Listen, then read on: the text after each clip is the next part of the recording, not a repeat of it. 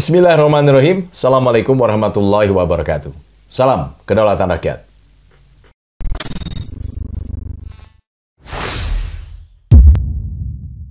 Halo sahabat, bersama saya Jul Syafi'i di Saiful Zaman Channel. Di seluruh landscape digital, sosialitas terus ditransformasikan oleh interaksi manusia dan teknologi melalui platform media sosial. Dalam hal ini, perusahaan media sosial dan pemerintah memainkan peran yang sangat sentral dan penting. Agar apa? Agar kekisruhan berpendapat, hoax, fitnah, ujaran kebencian atau hate speech, rasisme bisa dihapuskan. Hate speech atau ujaran kebencian masih sering kita jumpai di berbagai platform media sosial. Sebut saja seperti Facebook, Instagram, Twitter, dan lainnya. Nah, yang terbaru sebut saja kenyinyiran yang dilontarkan Guntur Romli yang kali ini menyoroti soal angka kemiskinan di Indonesia yang mulai berkurang, tetapi angka kemiskinan di Jakarta justru meningkat. Guntur Romli menyebut bahwa Jakarta dikuasai Anies justru bertambah amburadul kotanya dan bertambah miskin warganya. Ya, kita patut mempertanyakan data dari mana itu. Bahwa data kenaikan warga miskin Jakarta adalah hasil survei Sosial Ekonomi Nasional BPS pada Maret 2022. Itu karena serangan COVID-19 belum sepenuhnya pulih. Bahkan Kepala BPS DKI, Anggoro Dwi Cahyono mengatakan, angka kemiskinan di Jakarta yang meningkat adalah dampak dari pandemi COVID-19 yang belum pulih. Dan itu adalah data Maret, baru diterbitkan sekarang ini. Harusnya ketika kita proporsional, jernih, kita juga melihat data selanjutnya. Selain itu, Kepala BPS DKI Anggoro Dwi Cahyono juga mengatakan, turunnya daya beli warga juga dipicu adanya tingginya inflasi di periode September 2021 sampai dengan Maret 2022. Nah, kenaikan inflasi disebut mencapai 1,78%. Siapa yang seharusnya mengendalikan angka inflasi? Tentu pemerintah pusat, bukan pemerintah daerah. Karena hal itu berkaitan dengan kebijakan moneter pemerintah pusat. Sahabat, dalam laporan Digital Civility Index yang mengukur tingkat kesopanan digital pengguna internet dunia ketika mereka berkomunikasi di dunia maya, disebutkan warganet Indonesia menempati urutan terbawah se-Asia Tenggara atau bisa disebut paling tidak sopan di wilayah tersebut. Nah, hate speech atau ujaran kebencian masih sering kita temui di berbagai platform media sosial.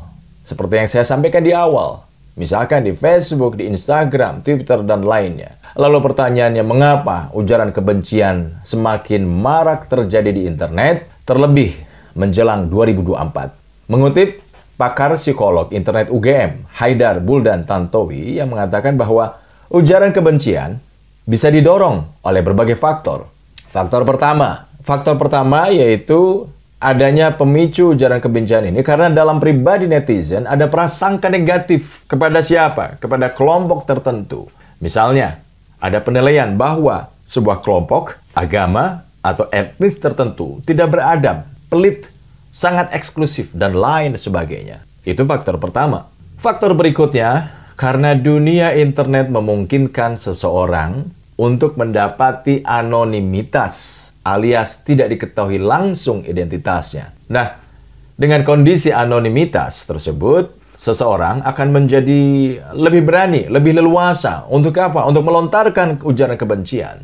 Nah, sahabat, ketika kita bicara identitas, kalau identitas dalam arti harfiah, kita semua bisa melihat nama-nama dan posisi para haters ada di mana.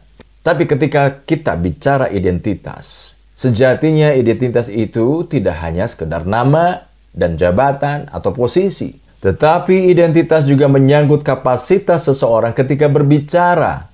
Seharusnya sesuai dengan kapasitas keilmuan dengan disertai data-data yang valid sehingga tidak menimbulkan fitnah dan kebohongan. Nah, faktor berikutnya adalah apakah ujaran kebencian, fitnah, kebohongan itu juga berasal dari pesanan pihak-pihak tertentu yang berkepentingan. Wallahu a'lam bishawab. Tetapi ketika bicara soal hate speech atau ujaran kebencian, kita bisa melihat bagaimana Serangan para buzzer begitu marak. Para buzzer begitu intens menyerang pihak-pihak satu dengan yang lainnya tanpa menggunakan data-data yang valid. Dan mereka seperti seolah dilindungi oleh pihak-pihak tertentu. Jadi ketika kita bicara soal hate speech atau ujaran kebencian, fitnah, kebohongan, hoax, apakah akan lenyap di dunia maya di Indonesia? Kita tidak pernah tahu. Kita tidak pernah tahu ketika belum adanya kesungguhan dan tindakan tegas pemerintah dalam menghapus semua itu.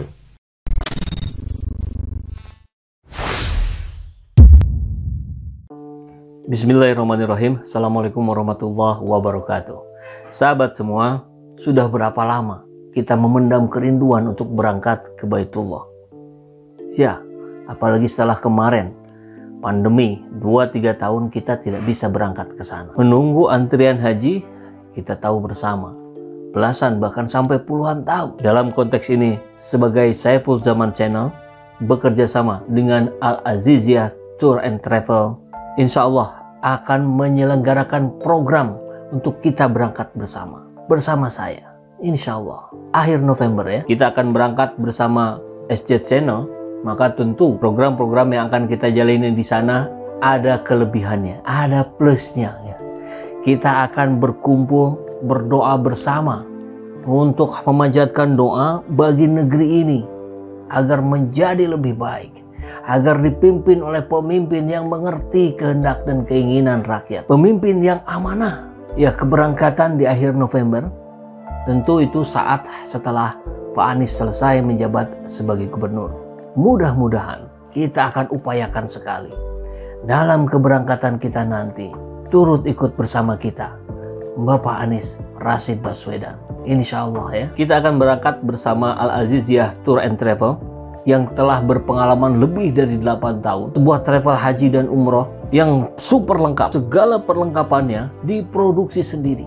Artinya kualitasnya sudah pasti terjamin. Tentu dengan jadwal yang jelas, transportasi yang nyaman, kita dibimbing oleh orang yang berpengalaman. Dan pastinya tentu semuanya menggunakan sistem yang syar'i. Bagi sahabat SJ Channel semua yang berminat untuk mengetahui informasi lebih lanjutnya, silahkan untuk mengontak ke nomor yang ini. Pastikan kenyamanan perjalanan ibadah umroh Anda bersama Al-Aziziyah Tour and Travel yang telah berpengalaman lebih dari 8 tahun dan memiliki legalitas yang jelas, kepastian jadwal, memiliki pabrik perlengkapan ibadah umroh sendiri, transportasi nyaman, harga terjangkau, serta pembimbing berpengalaman dan sistem yang digunakan atas dasar cara yang syar'i. Untuk informasi, hubungi 0812 8268 5683